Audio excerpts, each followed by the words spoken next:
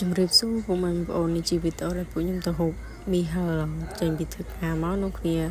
ឃ្លានដល់ពេលចឹងក៏ឆ្លៀតចូលហូបមីហឹលម្នាក់មួយចានហើយចាំចេញទៅផ្ទះវិញអញ្ចឹង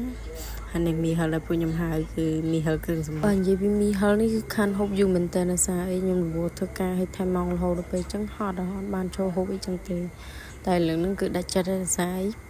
ទៅថែមមកដល់ពេលចឹងចេញមក4មកគឺចូលហូបតែម្ដងទៅដោយសារហេវខ្លាំងដែរហើយមីដែលខ្ញុំហូបនេះគឺកម្រិត5ហើយដៃគូរបស់ខ្ញុំគឺគាត់ហូបកម្រិត0ទេដោយសារគាត់រៀងសោយកាពះអញ្ចឹងពេលចឹងទៅអត់ហ៊ានសើឲ្យគាត់ហូបកម្រិតហឹរទេហើយខ្ញុំកម្រិត5នេះក៏មិនសូវហឹរបានដែរខ្ញុំហូបមួយចានហ្នឹងគឺខ្ញុំសុំគេថែមម្ទេសទៀតដោយសារអីអត់សូវហឹរទេកម្រិត5ហើយនៅអត់ហឹរទេពេលដែលហៅមុនដំបូងហ្នឹងគឺខ្លាចហឹរដាក់កម្រិត5សិនដល់ពេលដាក់ហើយគឺអត់មានហឹរលេងទីត្មងនិយាយបើរសជាតិគេវិញគឺឆ្ងាញ់អែមហើយសាច់ក៏ល្មមដែរយើងហូបទៅមួយឆ្អែតត្មងមួយចានហ្នឹងពេលកំពុងតែឃ្លៀងខ្លាំងចឹងហើយបានមីហឹរក្តៅៗទៅនិយាយពីថាឆ្ងាញ់ឆ្ងាញ់ជាតិសាហាវត្មងណាមើលតែមកខ្ញុំទៅដឹងហើយហូបមិនដកដៃសោះដាក់យកត្មងព្រោះអីឆ្ងាញ់ហើយឃ្លានផងនិ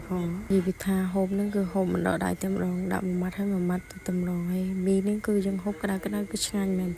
តែបើយើងទុកចាំតិចគឺអត់សូវឆ្ងាញ់ណាស់ទេខ្ញុំមិនដឹងថាអ្នកណាខ្លះដូចខ្ញុំទេបើថាហូបមីហឹលហើយបើថាតិចគឺហូបអត់ឆ្ងាញ់ទេបើបានក្តៅចេះហត់ទឹកគឺឆ្ងាញ់មែនតើមីពីប្រមាថហើយក៏មកហត់ទឹកស៊ុបក្តៅនេះនិយាយពីថាឆ្ងាញ់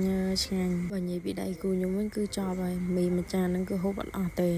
គឺខ្ញុំជាអ្នកប្រហើយទាំងអស់សរុបមកមីដែលខ្ញុំហូបនោះគឺមួយចានកន្លះ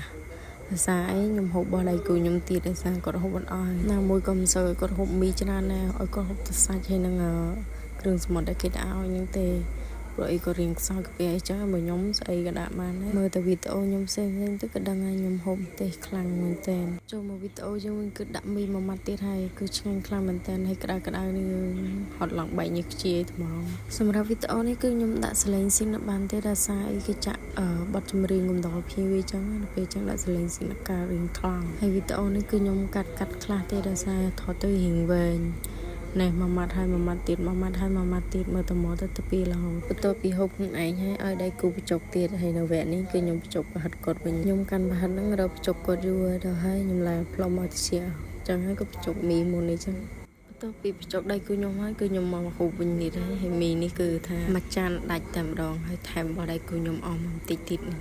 សម្រាប់វីដេអូនេះបើសិនបងប្អូនអូខេសូមជួយចុច like និង follow បងប្អូនម្នាក់មួយផងដោយសារតែបងប្អូនផុសវីដេអូយូរហើយអត់សូវបាន like អត់សូវបាន follow មិនដឹងថាបងប្អូនផុសវីដេអូមើលទៅវាអត់តំណងក៏មិនបានផុសទៅអត់សូវមាន like មានអ្នកមើលច្រើនដែរតែអ្នក like តិចហើយវីដេអូបងប្អូនគឺមានតែប៉ុណ្្នឹងទេ